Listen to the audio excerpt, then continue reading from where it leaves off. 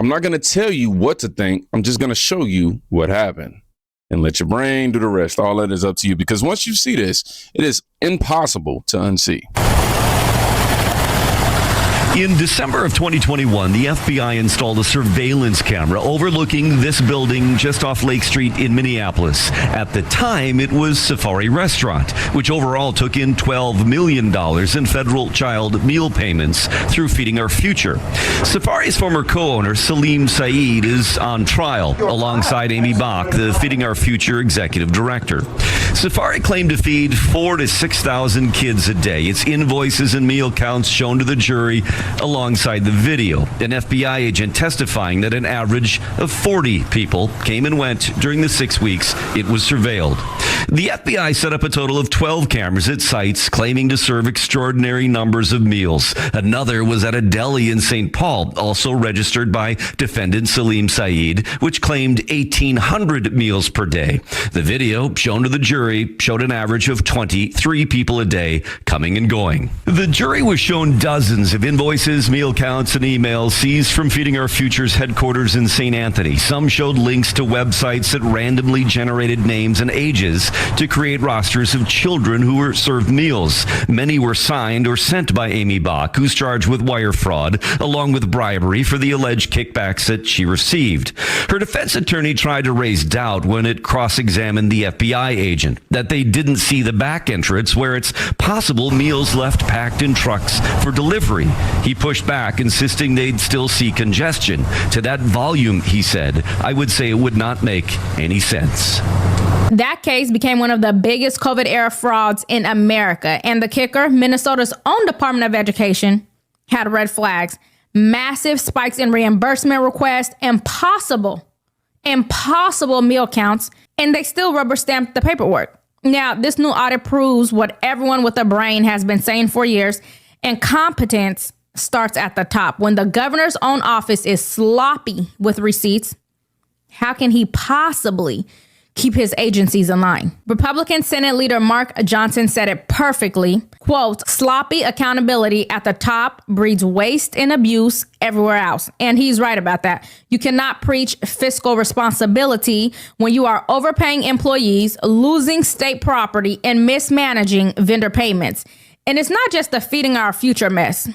We've also got the Autism Services fraud case, another multi-million-dollar scam in the same state, involving clinics billing for therapy that never happened. And to make it worse, some of those same providers were linked to the Feeding Our Future network. It's the same pattern: inflated invoices, non-existent oversight, and zero accountability. This restaurant told the government they were feeding 4,000 to 6,000 kids a day. Clip farm alert here, this is a story that we were previously made aware of that now has a new added twist. So the FBI did the most basic thing imaginable. They watched for 6 weeks, and on, an average day, about 40 people showed up. Not 4,000, not nowhere near 6,000 people. 40. And somehow that turned into $12 million. $12 million. At this point, we're not talking about fraud slipping through the cracks. We're talking about fraud being waved through the front door. Crazy. Now, here's where things get interesting, because once this footage get out right here that y'all about to see, well, message rather, I don't know why I said footage. Alarm's going to go off, right? Now, according to NBC, there's no fraud in Minnesota, except for, the center that received millions and has been closed since 2022. You got it right here, man. There you go. Minnesota Department finds child care centers targeted in viral video operating normally. The State Department of Children, Youth, and Family said it visited the 9 facilities at the center of right-wing claims of fraud and found them operating as expected. Legacy media right here, man. Again, except, for the center that received millions, it's been closed since 2022. But don't overthink that. Just trust the experts. They're very serious people. This isn't even reporting anymore. This is damage control on the end. And if you think this were a one-off mistake, that would be bad enough, but it wasn't. Here in Minnesota, blatant fraud is taking place within the government and the Somalian population. Right here, you see a daycare center. It says it's Creative Minds Daycare. Creative Minds Daycare was actually shut down and was reopened the next day underneath the name Super Kids. And just in the past year, in 2025, this daycare alone has received $2.45 million. It's rumored here that some of these daycares and these other businesses that are committing fraud have been rumored to be giving money back to terrorist groups in Somalia. There's a 35% chance on Polymarket right now that those people who helped defraud the government will be deported back to Somalia. But this daycare alone received over $2.45 million. So maybe if you want to become a millionaire here in the United States, you should open up a daycare center and receive government funding from a governor like Tim Walz here inside the state of Minnesota, because these people are making $2.45 million. And right now you have a BMW, Range Rover, BMW, and a van outside of this daycare center here in Minneapolis, Minnesota. This daycare gets shut down. Next day, same building, new name.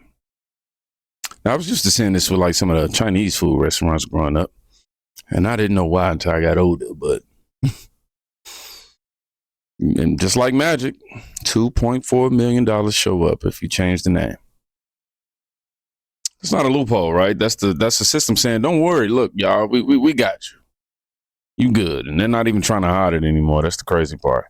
Now, let me slow this down for a second, because all of this sounds abstract, right? Until you remember who's actually paying for it. I just got off work, and it dawned on me that 30% of everything I made today probably went to some stupid scam, some snap fraud, some Somali daycare, some crazy crap. For probably put illegal in a nice hotel today. I don't know what I did, but 30% of everything I made went to something insane. And here I thought, you know, saving money was the right thing to do. You know, scrimping, you know, thrift shopping, building DIY stuff instead. Like, I think I'm just an idiot. Like, these people clearly have no regard for the American taxpayer whatsoever. They just take our money and do whatever they want. They open up fraudulent businesses like it's easy, and it is. And that's so crazy, and that's got to stop. Until this stops, none of us should be paying tax dollars. Like, just go after the fraudsters and get our money back. Make sure there's no fraud occurring, and then we can restart paying taxes. But this is insanely demoralizing. As a taxpayer, it's demoralizing. I want my money to go to people who need it if they do. I do want my money to go to people that are really hungry and need SNAP. I want my tax dollars to go to that. People that can't afford healthcare, veterans. Like, I want my tax dollars going to that stuff. Infrastructure. I don't want my tax dollars going straight to Somalia or to some terrorist organization. Cut it all out. Just end it right now, because we're all fed up. I'm fed up. I don't even make videos like this very often, but I'm so angry. It just doesn't feel like anyone's being held accountable for this fraud. And tomorrow is January 1st, and we're all going to have to pay federal income taxes by the end of April. And that just is boiling my blood when I see all of this fraud and how easy it is to perpetrate it. This should be hard, like insanely, impossibly difficult. And it's very easy. And it's very frustrating for all of us who have put in a lot of hard work to build a life, to see 30% of everything we make just going straight to fraudsters. It sucks. Now, this guy, he just got off work and it hits him. A chunk of his paycheck didn't go to roads. It didn't go to schools. It didn't go to veterans. It probably most likely went to a scam, according to him. That frustration you're feeling, or hearing rather, that's not hatred. That's betrayal. And before anyone says, well, this is just about compassion. Should take a look at these numbers. No, you can't even see them. They all blurry. Oh, wow. Hold on, let me see. Okay, they super blurry, but excuse me. Let me see. What's the best way to get this to y'all? Anywho, I'll just go ahead and translate what y'all supposed to be seeing here, right? Trump posted this too, by the way. But 72% of Somali households are on government assistance. That's not generosity. All right, that's dependency. And when dependency meets zero oversight, abuse is guaranteed every single time. Now, here's the part they never want you to talk about. What happens when someone calls this out?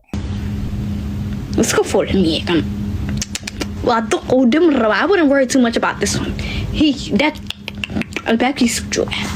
I wouldn't worry too much about him. Hey, y'all remember, we reacted to her in this particular video, but listen for the aftermath. He about to die. So this Somali girl goes on her live, says Elon's about to die. Death is knocking at his door. Why would death be knocking at his door unless it's a threat? And he responds to it. And then she goes and cries, victim, which is apparently what the entire Somali community does. Let me threaten you. Let me steal from you. And then if you call me out on it, you're in the wrong.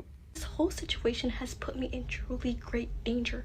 Private information about me is being displayed all over the internet. Hold on, let me turn up the volume for y'all. I'm sorry. Here we go. And I have received endless amount of threats over this miscommunication. And I truly am in fear for my future. Oh, if it ain't the consequences of your own actions. Imagine threatening someone's life and then playing victim. That's wild. That's apparently what the entire Somali community does, is commit crimes and then go, oh, no. You're wrong for calling me out. You're the bad person now.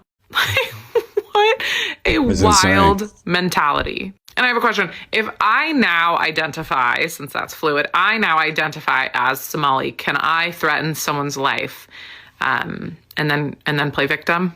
That's how this works, right? Elon Musk criticizes fraud. Then suddenly someone says, he's about to die. Then comes the backpedaling, the context excuses, the victim routine. Funny how accountability is always dangerous speech until the money's gone. But maybe the system still works, right? Just maybe. Maybe justice steps in. Surely, right? At the August trial for Abdi Fattah Yusuf, the jury heard evidence that he ran his home health care company, Promise Health, out of a mailbox at a Central Avenue address where multiple other home health care companies were supposedly located. Yusuf and his wife, Lol Ahmed, were charged with stealing $7.2 million of taxpayer money through Medicaid overbilling in a personal care assistant, or PCA, scam. The couple allegedly spent tens of thousands of the fraud money on luxury items for themselves. Despite the jury swiftly convicting Yusuf, Judge Sarah West last week decided they got it wrong. It's reversing or overturning a jury's verdict. Defense attorney Joe Tamburino, who's not affiliated with this case, reviewed the decision and analyzed it for KARE 11 News. He says Judge West ruled that the state's case relied heavily on circumstantial evidence and that she believed the state did not rule out other reasonable inferences. That, in fact, there could have been other reasonable theories other than guilt in this case. That's what it comes down to. Despite the ruling, even Judge West wrote that she is troubled by the manner in which fraud was able to be perpetuated at Promise Health. I was stunned. State Representative Kristen Robbins, chair of the House Fraud Prevention and State Oversight Committee, says she's now reviewing if any state laws need to be tightened. We want to strengthen state law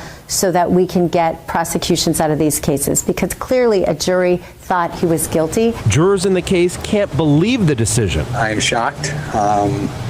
I'm shocked based off of all of the evidence that was presented to us and the obvious guilt that we saw based off of the said evidence. It was not a difficult decision whatsoever. The deliberation took probably 4 hours at most. Based off of the state's evidence that was presented, I was beyond a reasonable doubt.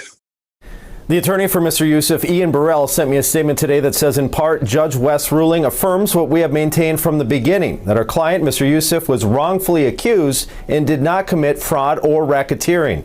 The Attorney General's office filed an appeal this afternoon, so the Minnesota Court of Appeals will take a second look at this decision. Julie.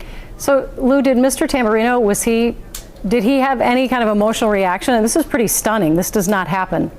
Yeah, he leaned towards the idea that this was kind of a one-off and that it would have a good chance at appeal. But the worry is that there's so many other cases just like it where somebody's in the exact same position as Mr. Youssef but is charged with fraud. And if the judge can determine that maybe they didn't know that the fraud was going on underneath them in the case, then other judges could throw it out just like this one. All right. Do you know how quickly the Court of Appeals would take this up? Any idea? Probably months. All right. Thank you. So a jury convicts a man of stealing $7.2 million. Unanimous. 4 hours. Judge looks at it and says, nah. If juries don't matter, the law doesn't matter. And when the law doesn't matter, power decides everything, y'all. And if you think this only happens at the top, watch this. Hi, I got that check from my employer. Mm-hmm. You have an ID on you? Yes, that's the ID. This is your ID? Yes. Okay. Well, which car so we can go take a look? The Civic. Okay. What color? White. White, okay. So you just came to cash a check from your employer? Yeah. Who's your employer? It's a rent check. A rent check? Yes. It's for my rent. Yeah, who's your employer though? It's a rent check. No, I get that. But you said it's from your employer, right? Yeah. So who's your employer? I don't understand the problem. Well, it sounds like they think you might be trying to pass a bad check. No, I'm not. Okay, so I'm asking who's your employer? Like, who gave you the check? It's for your rent. Yes. Okay. Do you understand my question? Yeah, I feel like I don't know what's going on. So I just told you, they called us because they think you're trying to pass a bad check. Okay. So that's what's going on. So I'm just trying to figure out if, you're saying it's just for rent and everything like that. I'm just asking who's your employer. It's for rent. But I know. You didn't hear you're not getting my question? Like someone issued it to you, right? Your employer. Yes. So who's your employer? Like, what do you do for work? I'm a receptionist. Receptionist, okay. Yes. Where do you work? In New York. Okay. There's no Civics out here in the parking lot if you want her to try again. You drive a different car? No. Okay, so my partner just told me there's not a Civic in the parking lot. I don't understand. You guys are making me nervous. Okay. Well, it's a simple question. What kind of car did you drive?